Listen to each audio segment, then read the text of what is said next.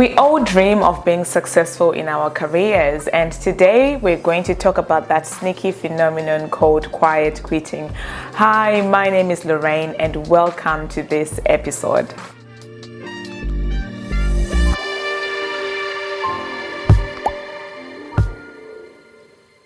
So what is quiet quitting? Quiet quitting is actually doing the work but not going above and beyond what is expected. It is delivering the bare minimum results with as little energy as possible. And people who are quiet quitting, usually they kind of fly under the radar. They do not raise their head. They're not taking any initiative when it comes to the team. They're not solving any problems.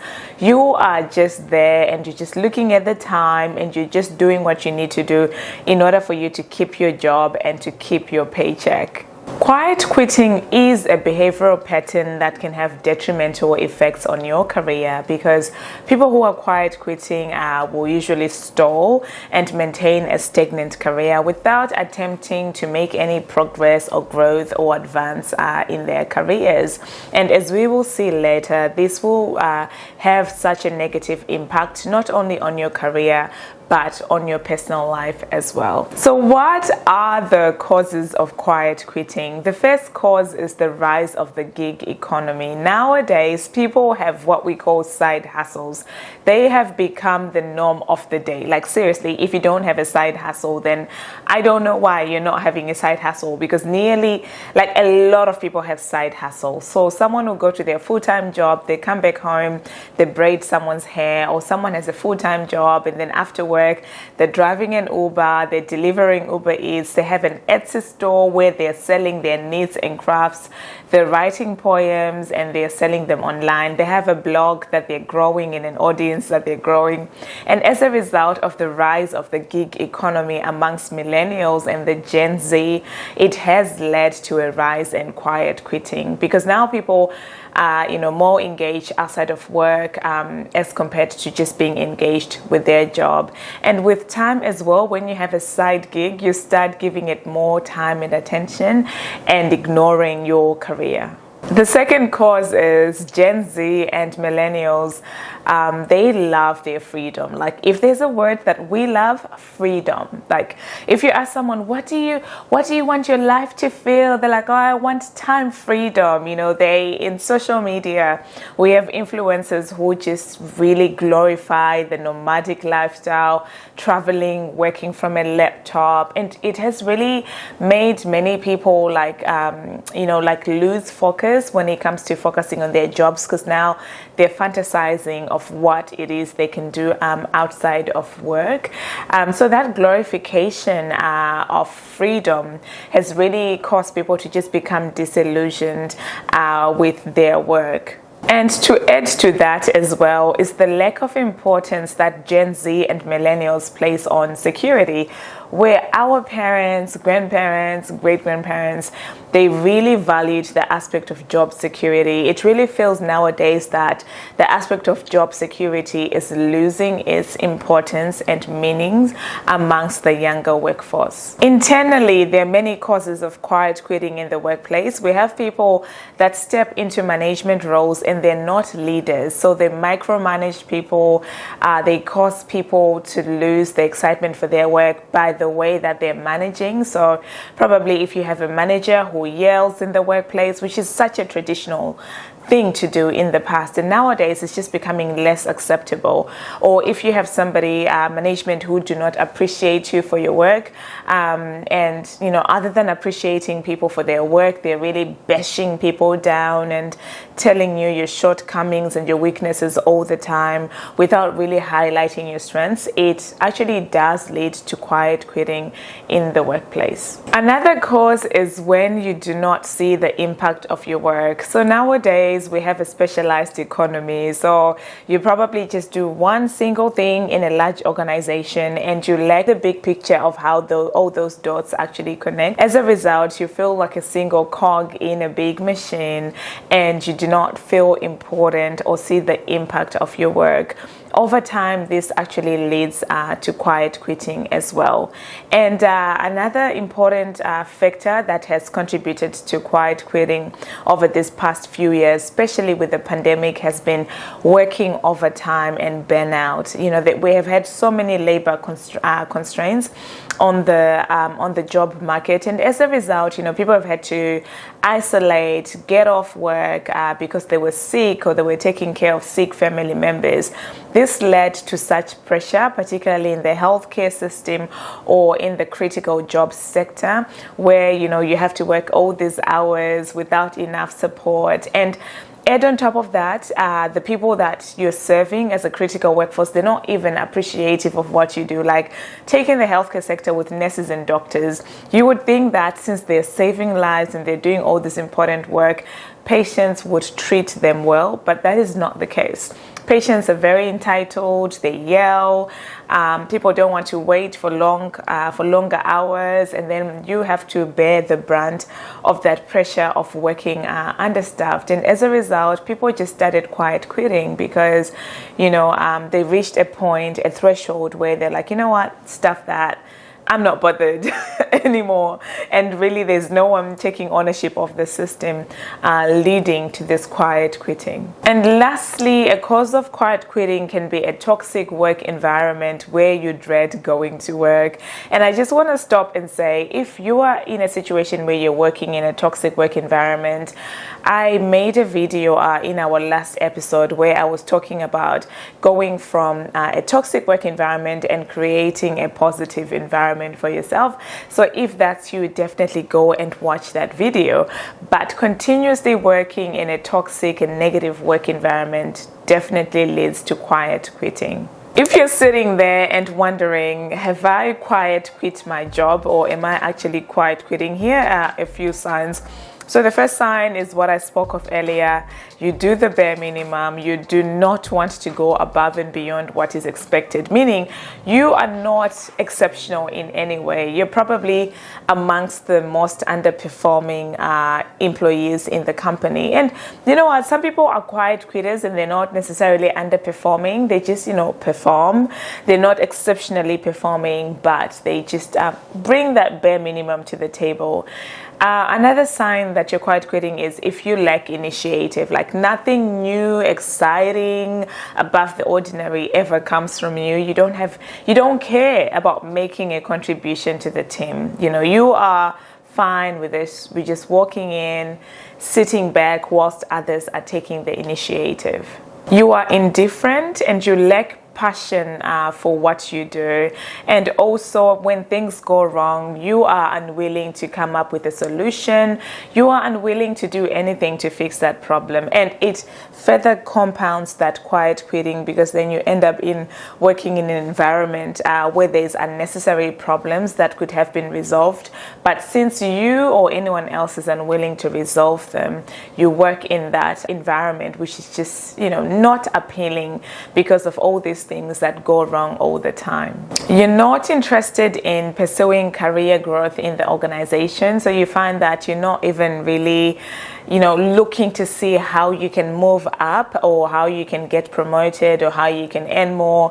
You're just indifferent and just sitting there. And another classic aspect of quiet quitting is complaining.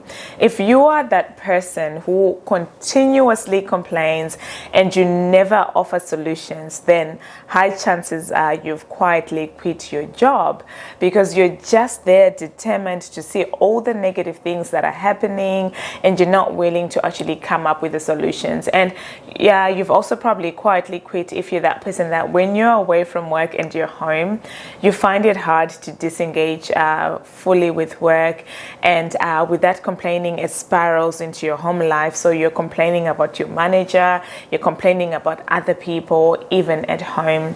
And lastly, a classic sign that you've quietly quit is you feel powerless to change things. You feel powerless to do anything about it. So your attitude is just like, I'll just leave things the way they are. After all, what can I do to change things? Over time, quiet quitting can actually have lasting impacts, not only on your personal life, work life, but also on your health. because with time you can start suffering from anxiety or depression from continuously putting yourself and working in an environment that is negative for you, an environment that is not even challenging you to grow. In as far as your career will start stagnating and plateauing. It might even start declining. You might get demoted at work where you had been promoted a few years back, and because of quiet quitting you're underperforming, or you just other colleagues are excelling above you, so the organization kind of grows and moves and you're left behind, causing you to stagnate. So it really closes down the doors of opportunities for you. In as far as finances are concerned, it has a very negative impact on your finances, because quiet quitting reduces the likelihood that you will get a salary raise. So you probably end up earning the same amount of money and you only get the 2 to 3% annual raise, which is typical for most companies, and you never really go beyond that. Whilst your peers are earning way more, you probably remain at that average earning capacity because of quiet quitting. And lastly, a negative impact of quiet quitting is you will feel like your life is passing you by. And for human beings, it's not just about going to work and earning the money, it's also about the impact that we're making. So if you feel like you're not making any impact, that means you just feel like your life is passing you by, and that will have a negative effect on you mentally. So if you are quiet quitting, or you can see yourself making a beeline towards quiet quitting, how can you actually stop or reverse this? First of all, it's important for you to take regular breaks during the day. So rather than just working throughout the day, not taking a break until you reach a point where you're in burnout, it's important that you pace yourself, take regular breaks. In order to maintain momentum in the long run and to prevent quiet quitting, also go for regular annual leave, take vacation. I've noticed that in America, Americans are particular about their vacation. And I think that's a lesson that we can learn, even let's say for me here in Australia. Always make sure that you're taking regular breaks away from work. And I know that during the pandemic, other people acquired loads and loads and loads of annual leave because they needed to fill in gaps due to other people being sick or being understaffed. But just be that person with healthy boundaries in place, so that even if you're needed and you're understaffed, you can still have a healthy conversation with your manager and say, I know we're understaffed and I'm needed, but for my own mental health and well-being and my longevity in this company, it's important for me to take a break. So let's negotiate when I can actually take a break. If you are in burnout, it might be time to really stop and reevaluate where you are in your career and where it is you want to go. It might even mean taking a mini career break, and so many people don't want to do this, but I would suggest a mini career break rather than just quiet quitting on your job, because with a mini career break, you can really start to ask yourself important questions about how you want your life to be and where you want to go, rather than just passively becoming stagnant in your career. Another thing you can do is to start taking initiative, and I always suggest starting with small steps. So start taking small initiative each and every week in your workplace. This can mean volunteering to do an extra task at work. It might mean offering to orientate or do induction for new employees that are coming on board. It might mean taking someone under your wing. So if you're really good in a particular area, then you can take someone under your wing and teach them how to do it. It might mean coming up with a new solution for a task or project that you're working on, because as you do this, people will see and notice and actually appreciate you, and this will help revive your spirit in terms of how you show up in the workplace. workplace. Also, prioritize fun and hobbies regularly. I did a whole video about this, about why it's important to enjoy life and why fun is so important. If you're quiet quitting, take a hard look at your life. Probably you were living your life in a cycle where it was all about work. There was no balance. You were not prioritizing your hobbies, and as a result, you became disillusioned with work, right? But you can turn that around and interrupt that cycle by actually making sure that each and every week you're setting aside a chunk of time just for fun, just for hobbies, nothing productive, nothing serious. And if you need help with this, definitely I'm going to link to that video in the description below. So definitely go and watch that video, because it will teach you how you can actually just turn your life upside down by prioritizing hobbies and fun as a way of rejuvenating your career and work life. Lastly, if your relationship with your current workplace is beyond repair and you're like, you know what, I've quietly quit and there's no repair in as far as this relationship is concerned, then it's really time for you to start building your network where you are in that workplace. Like, never leave a single workplace without establishing good networks, because you will need those networks in future, or for your next move, or if you decide to start consulting, who knows, that network might become your first clients. So really start establishing your network, start asking your managers for references, and just start making sure that, start looking around and letting people know that you're looking around, and wisely consider what your next move will be. Don't just rush and find another job, because you'll find yourself in the same situation again. So you really want to look at where you are, ask yourself how you got to a point where you ended up quiet quitting. What were the actions you took, that made you get to that point where you were in burnout, you were disengaged, whereas when you started the job, you were excited and passionate. So you want to look out for companies that have a positive work ethic, that have a high rate of